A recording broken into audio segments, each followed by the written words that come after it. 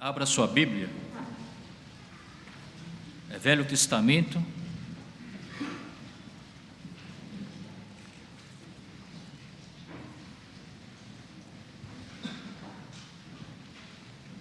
primeiro livro de Samuel, capítulo 17, versículos 55 até 58.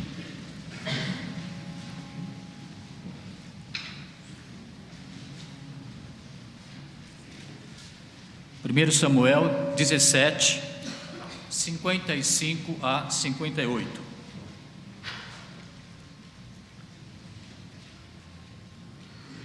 Farei a leitura. Quando Saul viu Davi avançando para enfrentar o filisteu, perguntou a Abner, o comandante do exército: Abner, quem é o pai daquele rapaz? Abner respondeu: juro por tua vida, ó rei, que eu não sei. E o rei ordenou-lhe: descubra quem é o pai dele. Logo que Davi voltou, depois de ter matado o filisteu, Abner levou-o perante Saul. Davi ainda segurava a cabeça de Golias. E Saul lhe perguntou: de quem você é filho, meu jovem? Respondeu Davi: sou filho de teu servo Jessé, de Belém. Amém? Irmãos, a cena é autoexplicativa, né? Davi acabou de matar o gigante Golias. Agora, o rei Saul queria saber quem era o pai desse rapaz Davi tão corajoso. Perguntou a um dos seus oficiais, o comandante do exército: quem é o pai daquele rapaz? E ele respondeu: não sei, rei. Descubra quem é o pai dele. E quando Davi ainda segurava a cabeça do Golias em uma das suas mãos, o rei Saul volta a perguntar: de quem você é filho? Quem é seu pai? E Davi responde: Senhor, sou filho do teu servo Jessé, de Belém. Vamos iniciar a palavra de hoje fazendo uma pergunta: por que o Saul estava tão interessado em saber quem era o pai do Davi? Por curiosidade? Por que ele queria saber quem era o pai do rapaz valente, corajoso, que acabou de derrotar o inimigo gigante Golias? Mas antes de responder essa pergunta, será que Davi e o rei Saul se encontraram pela primeira vez na batalha contra o exército filisteu? Não. No versículo anterior, né, por exemplo, capítulo 16, nos anteriores, a gente percebe que Davi já conhecia o rei Saul. O Saul já encontrou alguma vez, ou algumas vezes, com o menino Davi. Porque quando Saul sofria inquietações, né, no seu espírito, os seus oficiais súditos recomendaram a ele que ele fosse chamar alguém que tocasse música. Seria musicoterapia hoje em dia, usando termos de hoje, né? E um dos oficiais recomendou justamente filho de Jessé, de Belém, chamado Davi, que sabia tocar harpa. Então o Davi foi chamado para o palácio do rei Saul e ele tocava a harpa para o rei Saul. Isso várias vezes. Então por que o rei Saul fez questão de perguntar para o Davi quem era o pai dele? Será que ele não conhecia Davi, não reconheceu Davi, que em várias ocasiões tocava a harpa para ele? A Bíblia diz que ele foi até o escudeiro do rei. Será que ele não reconheceu Davi? Será que ele não sabia que Jessé era o pai do Davi? A Bíblia, se você for ler em casa, verifica que o rei Saul até enviou algumas cartas para o pai dele, Jessé, que morava na cidade de Belém. Alguns teólogos dizem que isso aconteceu anos passados, né? E Davi ainda era um menino. E ele não ficava no palácio o ano inteiro, por vários anos. Ele ia visitar o rei de vez em quando. E ele provavelmente não deve ter sido o único tocador de harpas. Portanto, o rei Saul tinha esquecido dele. Bom,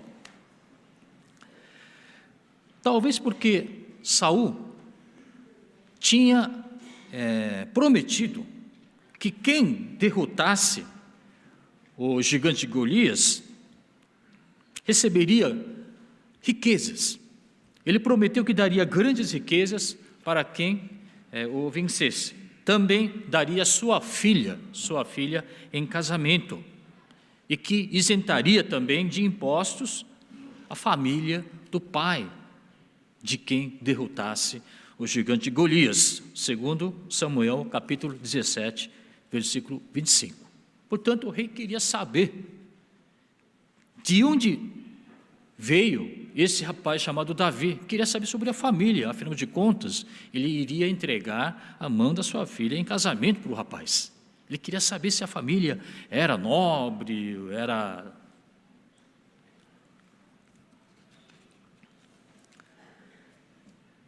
Mas, a meu modo de entender, a razão principal, mais plausível, é que o rei Saul ficou admirado com a coragem do Davi. O rei Saul ficou admirado com a atitude, com a fé inabalável de um jovem que, segundo teólogos, ele teria 18 a 20 anos mais ou menos nessa época. Ele ficou tão admirado que queria saber, afinal de contas, de onde vem esse rapaz? Afinal de contas, quem é o pai dele? Afinal de contas, que tipo de educação ele recebeu do pai para se tornar, para se mostrar tão fiel ao Senhor e tão corajoso a ponto de derrotar, apenas com uma pedra, o gigante de Golias. A Bíblia não fala exatamente que tipo de educação o pai Jessé deu a seu filho Davi. Jessé tinha 8 filhos e Davi era o caçula deles.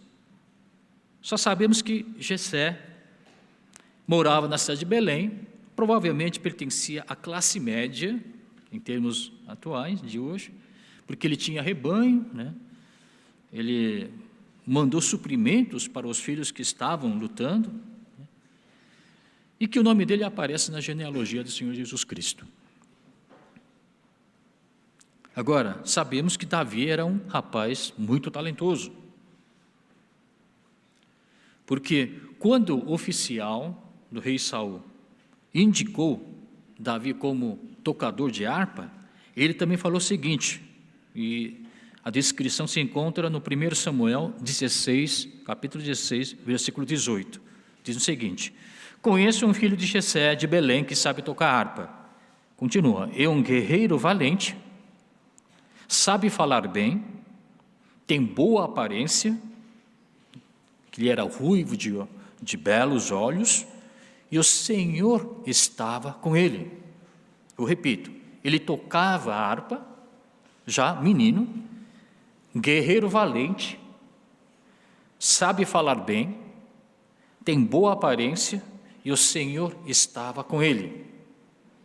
Quer dizer, ele era um cristão fiel.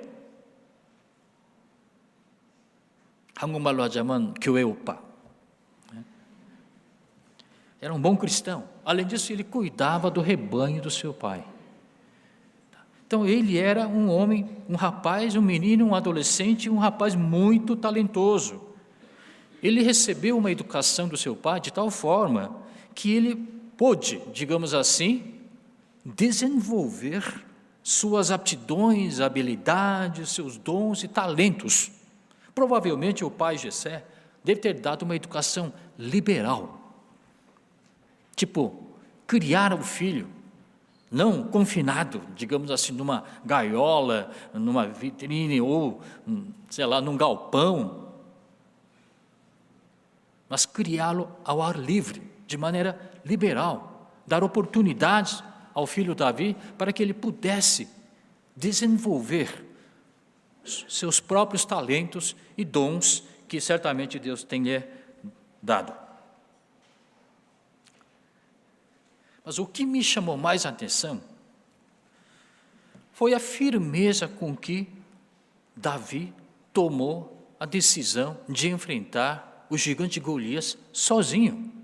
Você imagina lá, os seus irmãos mais velhos estavam fazendo parte do exército israelita contra os filisteus. E ele foi levar mantimentos, biscoitinhos, sei lá, algumas coisinhas, para seus irmãos comerem, a pedido do pai. Ele tinha mais ou menos 18 a 20 anos de idade, segundo teólogos. E ele ouviu, e viu o que estava acontecendo.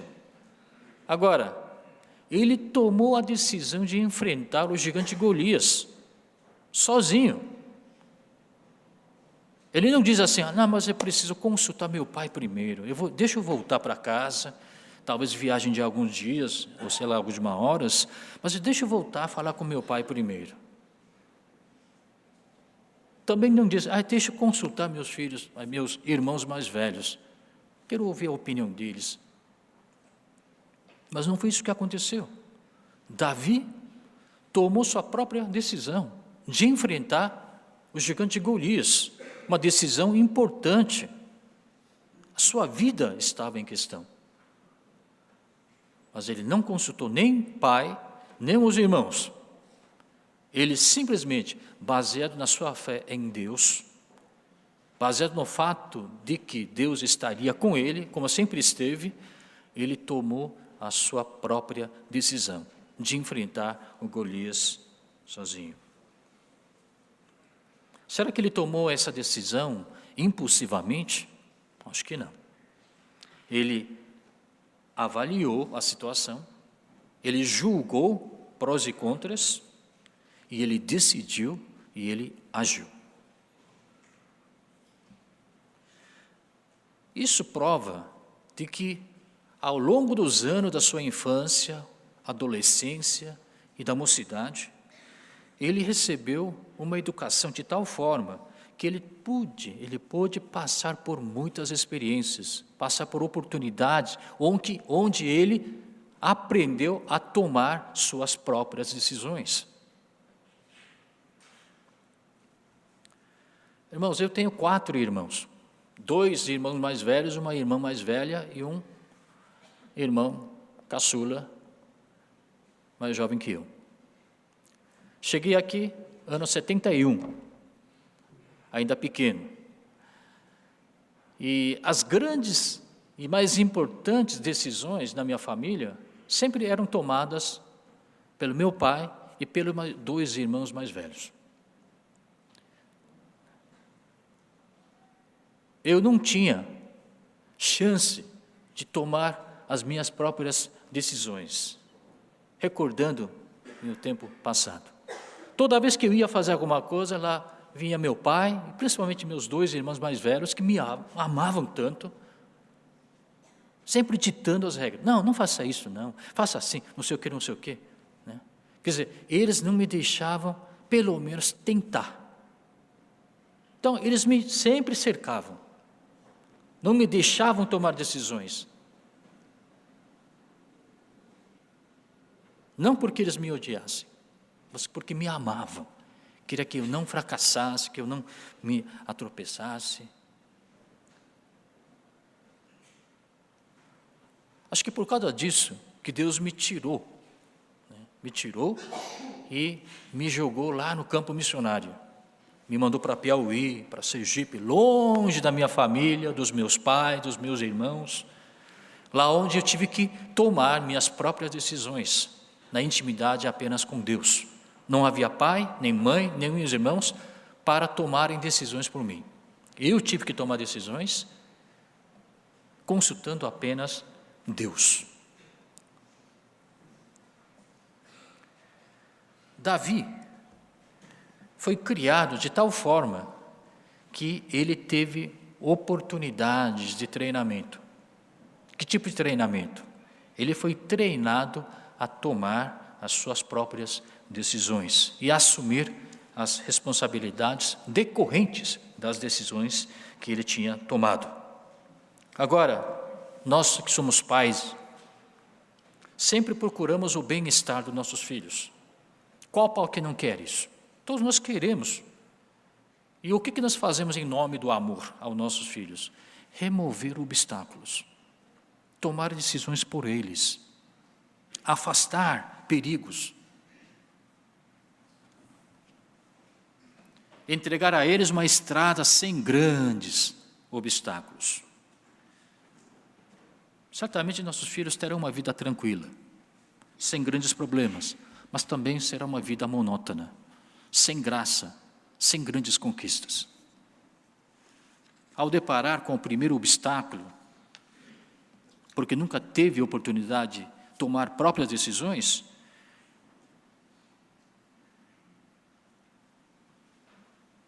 vão se sentir fracassados, vão se sentir decepcionados,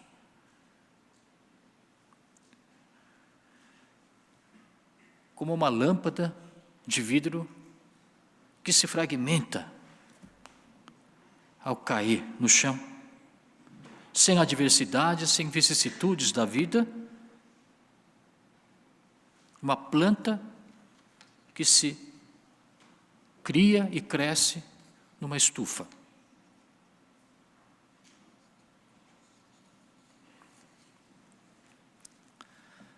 Quando eu era pequeno, nas férias eu costumava visitar meu tio, um dos tios. E esse tio, ele era um avicultor, ele criava galinhas poedeiras, né? Aquelas galinhas criadas para pôr ovos, né? E ele tinha um galpão enorme, e quando eu entrava lá dentro, tinha um monte de galinhas poedeiras, confinadas em pequenas gaiolas, suspensas, né? E era uma das minhas alegrias naquela época, visitar o tio, passar alguns dias lá e comer à vontade o frango, ovos e assim por diante. E uma coisa que aprendi com meu tio é a seguinte: as galinhas poedeiras, que são criadas confinadas no galpão, nas gaiolas, têm sobrevida curta. Segundo os especialistas, dizem que eles têm sobrevida de 12 meses apenas, né? Porque após 12 meses de terem produzido muitos ovos diariamente, elas se tornam economicamente inviáveis, então são abatidas, né? Já perdem força, são abatidas. Enquanto que galinha caipira, tipo aquela que é criada e solta ao ar livre, vivem naturalmente 6 ou mais anos. Nunca fiz essa experiência, mas ele diz que se pressionar a gema do ovo que uma galinha poedeira botou, ela se rompe facilmente, não oferece resistência, é gema muito fraca. Agora, se você apertar digitalmente a gema de um ovo de galinha caipira, essa gema oferece resistência, ela é resiliente, se deprime, mas logo volta ao seu formato normal, não se rompe facilmente, tem resistência. Por que essa diferença? Porque a galinha caipira, criada solta ao ar livre, ela constantemente vai em busca de alimento. Enquanto a galinha poedeira, criada no galpão, nas gaiolas, recebe de mão beijada alimento, temperatura adequada, iluminação adequada, água para beber, proteção contra vento e assim por diante. E o único interesse e o desejo do avicultor é: você não precisa se preocupar com nada, galinha, apenas bota muitos ovos para mim. Você não precisa fazer mais nada, a não ser botar muitos ovos para mim. Eu sei que é uma analogia um pouco grosseira, mas não é isso que nós pais fazemos. Filho, você não precisa se preocupar com nada, apenas dedique-se aos estudos. 공부만. Não precisa se preocupar com o que beber, com vestir, comer. Não precisa se preocupar com dinheiro, com a mensalidade da escola, não precisa comemorar o aniversário do Haraboti, Halmoni, deixa para lá, importante é você estudar, Não precisa frequentar todo domingo a igreja, quando tem prova tem que estudar. Não se preocupar com nada, é importante que você estude, tire boas notas e entre na melhor faculdade, se possível entrar na melhor empresa. Deixa o resto comigo. Será que isso é uma boa educação para os nossos filhos? Antes pensei que isso era o que todos os pais tinham que fazer para o bem dos seus filhos. Achava até bonito isso, né? Há pais que até se orgulham disso. Olha, eu não vou deixar que minha filha molhe suas mãos com água. Isso é uma expressão coreana que a gente costuma usar. 우리 딸 손에 물 묻히지 않게 할 거야. Em outras palavras, não vou deixar que minhas filhas se molhem as mãos com água. Isto é, poupar sofrimento. Eu vou deixar que minha filha sofra para lavar louças, lavando roupas e assim por diante. Livrá-la do jugo, sofrimento, do trabalho braçal.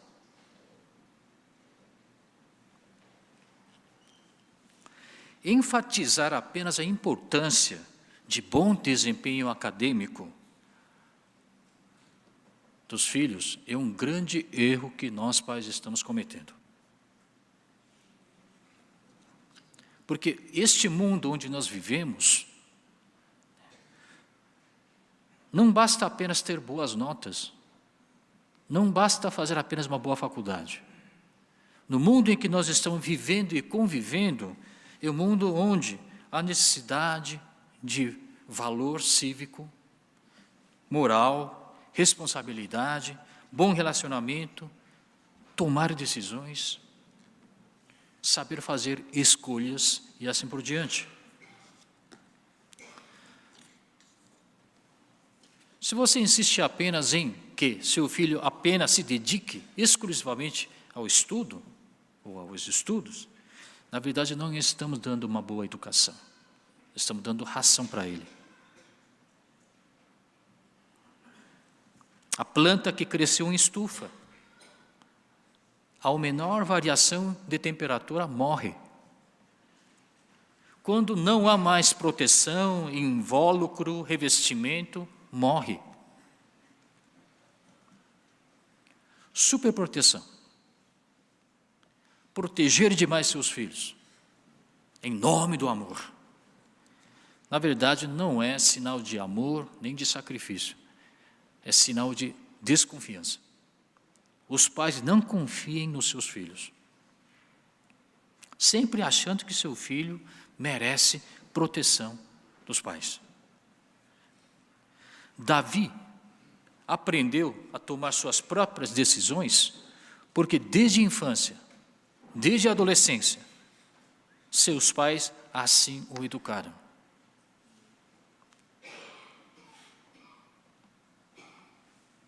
Além do mais, os pais não podem criar seus filhos sob suas asas por vida inteira. Um dia você vai deixá-los. Um dia eles vão deixar você. A superproteção cria filhinhos do papai. Mamaboi, a gente fala em coreano, mamaboi. É adulto, mas é indeciso, é medroso, que não teve oportunidade de aprender a tomar suas próprias decisões, porque mamãe sempre tomou por ele, papai sempre tomou decisões por ele. Agora, se seu filho é criado, educado dessa maneira, na infância, na adolescência, acha que ele vai aprender a tomar suas próprias decisões quando atingir a maioridade? Isso é tão incoerente quanto plantar milho e querer colher arroz. Segundo educadores, se você quer ensinar seu filho a tomar suas próprias decisões, após a adolescência, a chance de conseguir um êxito bom é muito rara. Nós precisamos, desde já, criar e educar nossos filhos ajudando-os ou deixando-os a julgar e avaliar os acontecimentos da vida, a estudar prós e contras e tomar suas próprias decisões. Claro que as decisões que os pais tomam sejam mais sábias, mais eficientes, mas se você toma decisão por seu filho, sabe o que vai acontecer? A neurociência mostrou que a área responsável pela tomada de decisões não se desenvolve. Portanto, seu filho que tem agora 5, 7, 8, 10, se você toma todas as decisões por ele, qual cor da roupa escolher, o que comer, o que fazer, o cérebro não desenvolve. E quando se torna adulto, não é que ele não quer, é que ele não é capaz de julgar e avaliar e tomar suas próprias decisões e agir. Portanto, deixe seu filho, desde já, pequeno, grande, não importa, tá? De acordo com o seu nível de desenvolvimento, tem certas coisas que seu filho pode, né, fazer por conta própria. Deixe ele fazer, deixe ele tomar suas decisões. E você estará ao lado, ajudando a ele avaliar, a julgar, estudar prós e contras, antecipar o resultado e assim por diante. Por que os pais interferem tanto na decisão, na tomada de decisão dos seus filhos? Porque a gente não confia nos filhos.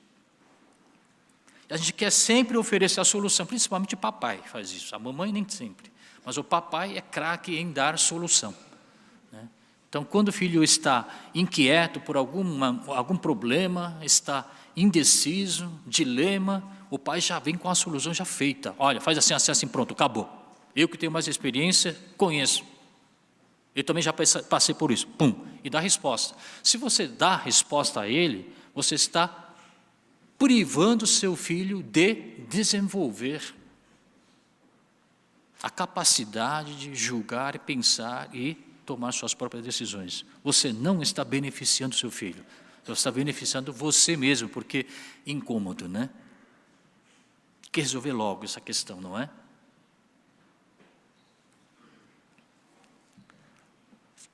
Irmão, deixe seu filho fracassar um pouquinho. Essa é a mensagem de hoje. Ele precisa aprender a lidar com fracassos na vida. Olha, o navio, por exemplo. O navio foi construído para navegar, não é? O navio não foi construído para ficar atracado ao cais do porto. Se você superprotege seu filho, você está atracando seu filho do porto. O navio precisa navegar, é para isso que ele foi construído. E para chegar ao destino final, o navio vai ter que enfrentar necessariamente ondas gigantes e até tempestades. Senão ele não chega lá. Se os pais sábios decidem tudo por eles, na verdade vocês estão não dando, aliás, chance de eles fracassarem e aprender com eles. Fracassar, como eu falei para os meus filhos, num desses jantares em casa, fracassar não é cair no chão. Fracassar é cair e não se levantar mais. Isso é que é fracassar. Deixe seu filho cair de vez em quando, desde que isso não venha representar um perigo à vida, trazer grandes, né, prejuízos, deixe ele cair e deixe ele se levantar sozinho. Um pouco de paciência, um pouco de paciência.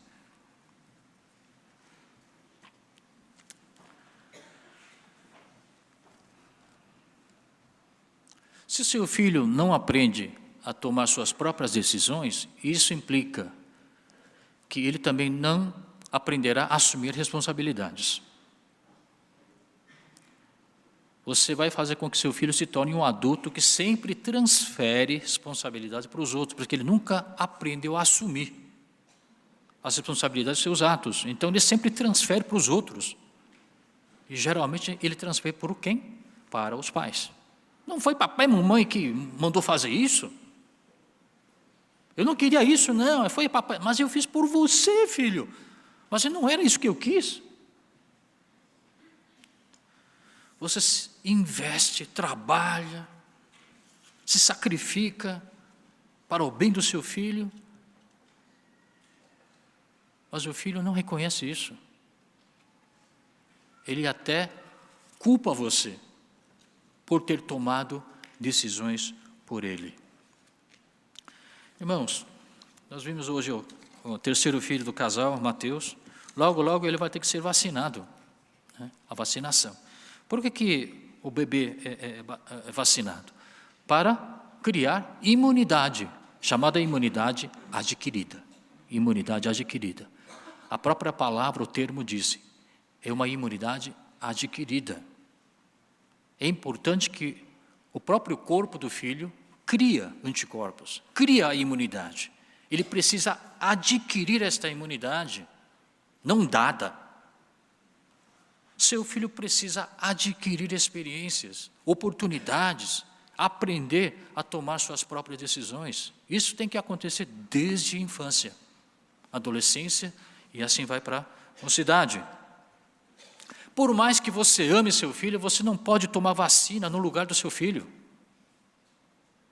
Por mais que você ame seu filho, você não pode fazer lição de casa, o dever de casa, no lugar dele. O máximo que você pode fazer é ficar ao lado dele, encorajar, orientar, dar um conselho de vez em quando. Mas jamais tomar vacina por ele ou fazer lição de casa por ele. Se os pais fazem tudo, crianças perdem a automotivação. Eles estudam porque os pais obrigam a estudar. Eles estudam porque pais desejam que eles estudem. Mas motivação, tipo externa como esta, tem pernas curtas, não vai longe.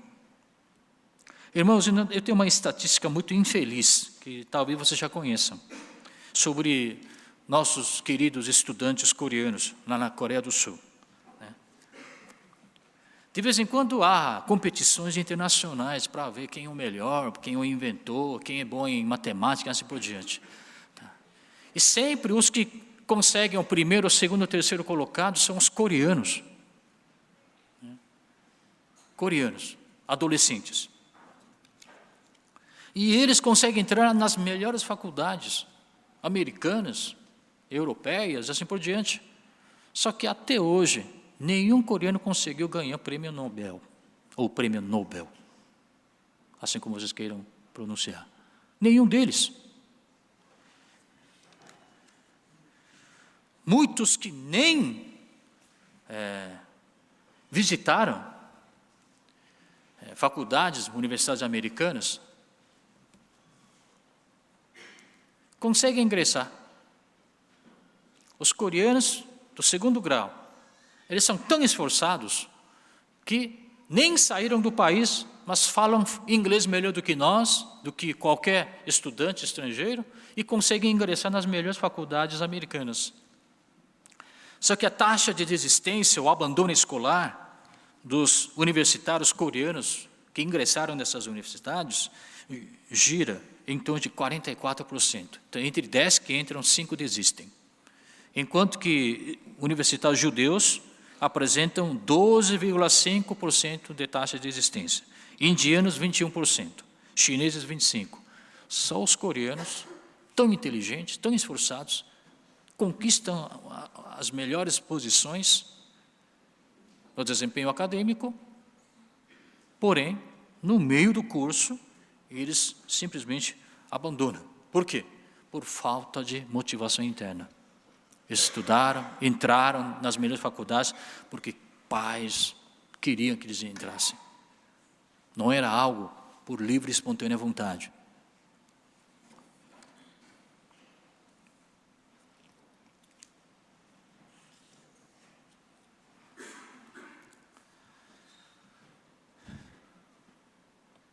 Eu fiquei perguntando hoje, ao ouvir o sermão do pastor Kim, que falou sobre Josué e assim por diante.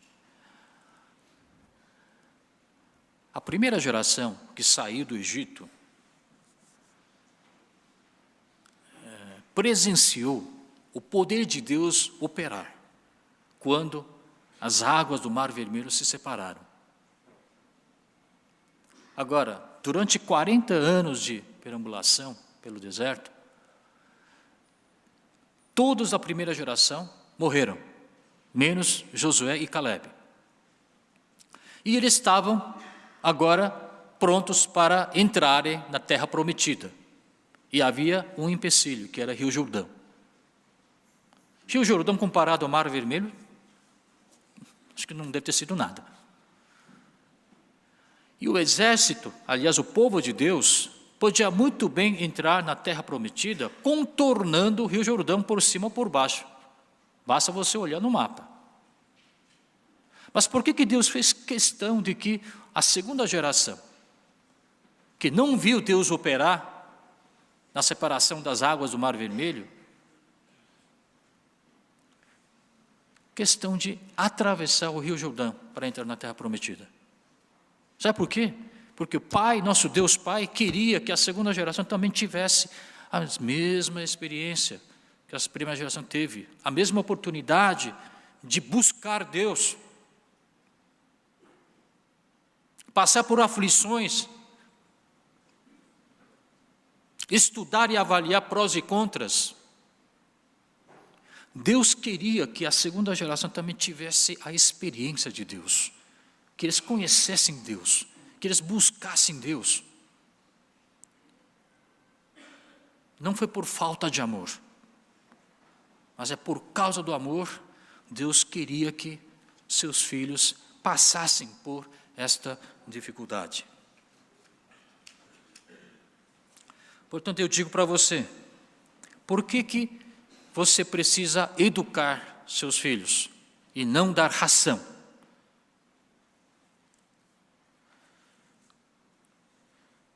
Porque pai e filho são duas vidas distintas. Eu não estou querendo separar os pais dos filhos dos pais. Mas nós precisamos aceitar o fato de que pai e filho são duas vidas distintas. Distintas. Sua função como pai é fazer com que seu filho viva a vida que Deus planejou e reservou só para ele. E não viver em função das expectativas do pai. Fiquei boquiaberto ao saber que 80% dos pais coreanos, não aqui, pais coreanos, com mais de 60 anos de idade, aposentados, ainda dão sustento financeiro aos seus filhos, solteiros e casados. Repito, entre 10 coreanos idosos aposentados, 8 ainda estão ajudando financeiramente seus filhos solteiros ou casados. Não deveria ser o contrário? Os filhos adultos, solteiros ou casados, sustentar seus pais idosos, aposentados? Mas por que isso aconteceu? Sabe por quê?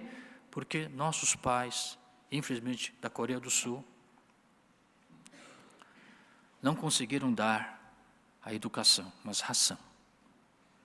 Só estuda, resto tudo por mim.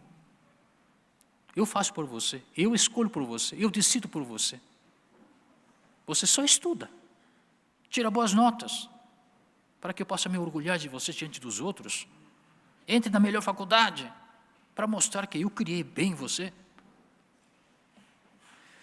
Quando o adolescente, o filho pede, papai, me dá dinheiro para comprar MP3. Quando se torna moço, papai, me dá dinheiro para comprar um celular novo. E quando se casa? Papai, eu quero dinheiro para comprar um carro para mim. Papai, eu quero dinheiro para comprar um apartamento para mim. Papai, eu quero dinheiro para meus negócios. Papai, me dá dinheiro para comprar seu próprio caixão. Se não educou quando era infante, na infância, na adolescência, não espera que na mocidade, quando casado, o filho de repente aprenda a tomar suas próprias decisões e viver a vida planejada por Deus. Portanto, ouça, filho, para terminar. Ouça, você que é filho. Manter uma certa distância dos seus pais é fundamental. Repito, filho, você que vai se casar, ou já casou, manter uma certa distância dos seus pais é fundamental.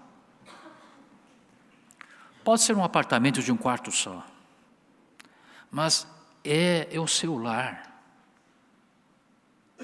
É por onde você e sua esposa devem começar. Quando Deus diz para o Josué, tire suas sandálias, e descalço significa começar do zero, Deus queria que o Josué não dependesse das suas próprias forças, ou dos pais dele, sei lá, mas ele estava convidando que Josué, vamos começar só você e eu, você totalmente descalço, sem nada. Você imagina um soldado que está para conquistar uma cidade, Jericó, por exemplo, andar descalço? Ser descalço significa começar do nada. Esquece um pouco as vantagens e regalias que seus pais poderiam dar para você. Esquece um pouco. Tire as sandálias. E vamos começar comigo. Você confiando em mim. Você começando do nada comigo. Você confiando que eu estarei com você. Esse foi o convite, o desafio que Deus lançou a Josué. Eu faço a mesma coisa para você. Meu filho, começa do zero. Deus abençoou seus pais. Ótimo. Agora Deus também vai abençoar você, desde que você tenha esta atitude de querer começar do nada. Só você e Deus. Sem depender das vantagens que seus pais poderiam muito bem oferecer a você. Você tem que rejeitá-las. Sei que você realmente confia no Deus poderoso. Agora, ouça, pai, incluindo a mim. Pai, manter certo distanciamento dos seus filhos é indispensável. Eu não falei distância. Manter certo distanciamento dos seus filhos é indispensável. Distanciamento significa envolver-se menos com a vida do seu filho. Envolver-se menos com os problemas e obstáculos que seu filho está enfrentando. Fazer vista grossa, fazer de conta que você não viu. Não prive seu filho da oportunidade de desenvolver a capacidade de tomar suas próprias decisões. Ele precisa passar por essa fase, assim como você passou também. Ele precisa adquirir suas próprias experiências para crescer e se tornar independente. Passar a depender mais de Deus do que de você.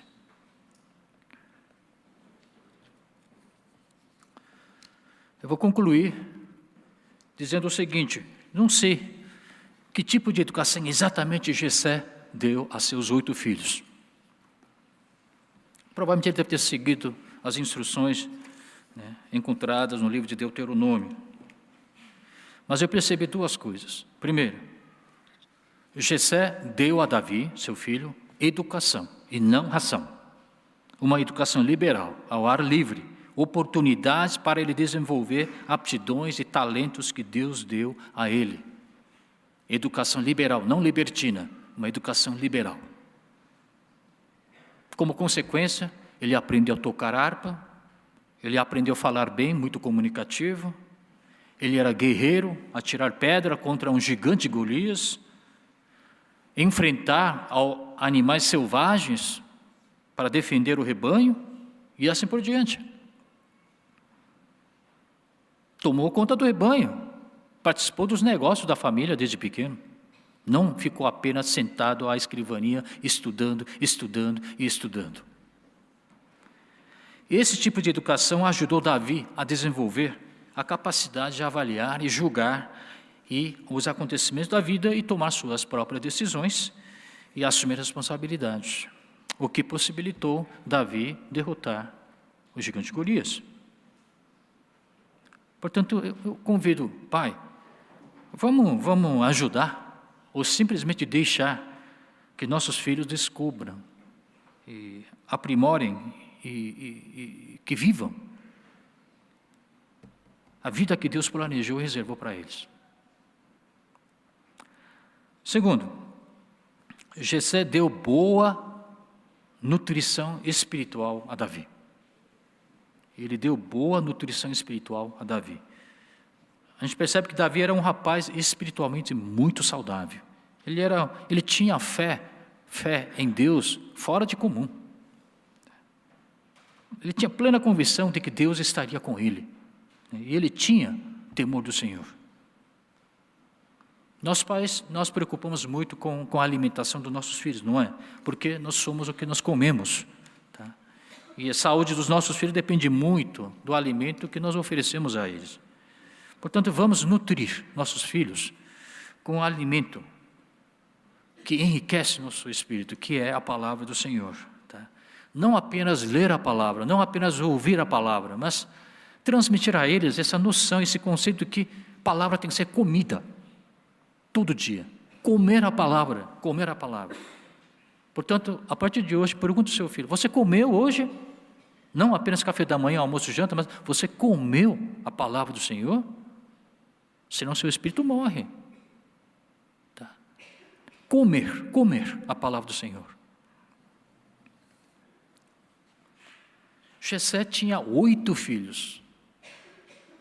Número grande, né? Mesmo assim ele conseguiu dar uma boa educação a Davi, que era o caçula da família. Agora, se ele conseguiu, você que tem apenas 1 ou 2 filhos, por que não conseguiria?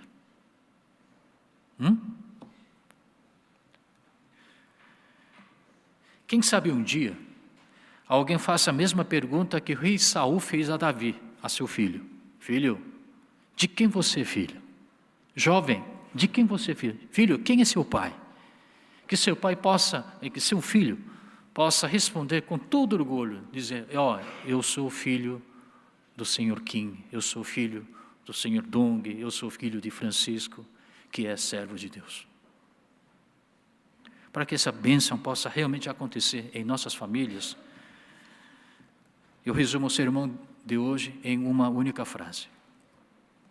Pai, eduque seu filho a depender cada vez mais de Deus e cada vez menos de você.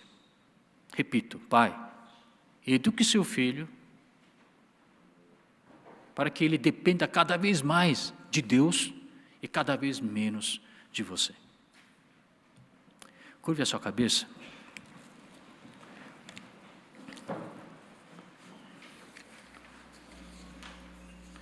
Em nome do amor, em nome do carinho, em nome do bem-estar dos nossos filhos, nós que somos pais, às vezes cometemos uma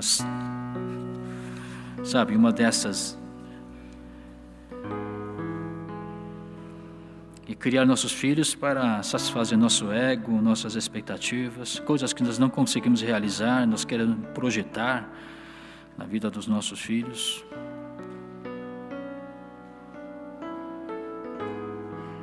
De certa forma, nós pais gozamos, a dependência dos nossos filhos. É gostoso ver meu filho perto de mim, depender de mim. Às vezes gosto de esse gosto especial, de sentir que está no controle das coisas. Vamos entregar o controle nas mãos de Deus, para que seu filho, um dia ele vai ficar sozinho, você não estará ao lado dele, ele tenha a coragem o suficiente, ele tenha a fé o suficiente para depender de Deus e não de você. Senhor Deus, o sermão desta manhã é uma grande lição para mim mesmo. Eu que sempre fico pregando, dando sermões aos meus filhos, eu percebo que estou privando os meus filhos de tomar suas próprias decisões, pensando que eu sou mais sábio do que eles, quando na verdade eu estou querendo ocupar o lugar de Deus. Pai, nos dê sabedoria e discernimento, para que esses filhos que Deus nos delegou realmente sejam criados, educados, que eles vivam de acordo com aquilo que Deus planejou para eles. Que isso aconteça com todas as nossas famílias dessa igreja. Oro abençoando em nome do Senhor Jesus Cristo. Amém.